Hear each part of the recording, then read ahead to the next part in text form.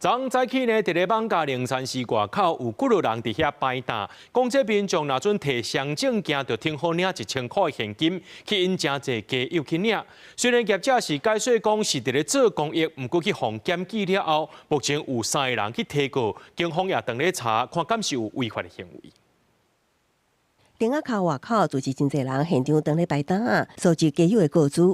这个是在做什么？为什么面对警方询问，他想讲是做公益，因为看到人指控双方有对价关系。一手提1000块，一手提证件影本，家友手中的钱，防指控交易告知被证件换来。我的身份证卡健保卡，那个钱都有办啊。他是说公主我的楼主，然后赚到钱，来这边发红包1000块。可是很奇怪是，他说，他叫我们要双证件给他们影印。摆摊的地点伫龙山寺外口，坐2早起11点外摆摊的人找真侪人来，甲家友讲要发红包，也毋过前提是爱提供相证件，这款的行为互人检举。课证深入追查真实收购目的及各资流向，厘清有无涉及不法。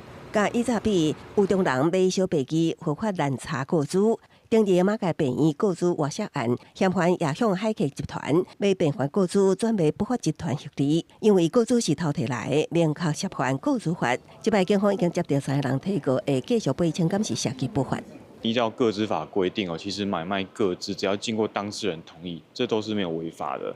那所以说这部分确实会是比较有点立法漏洞的部分。我觉得这是一个非常非常危险的一件事情。后续不管我们今天是在所谓的诈欺集团或者个人资讯滥用这些部分呢，它对个人安全本身就是一个非常大的一个危害。今年3月，才有家友方利用涉嫌交付护照，提供真正集团方起诉，也毋过出现犯罪事实进程，爱是双方合意，就算有金钱交易，检警初期真歹介入，就惊有心人士将告知用伫不法，毋那自身爱承担后果，更加增加治安隐忧。公视新闻采访报道。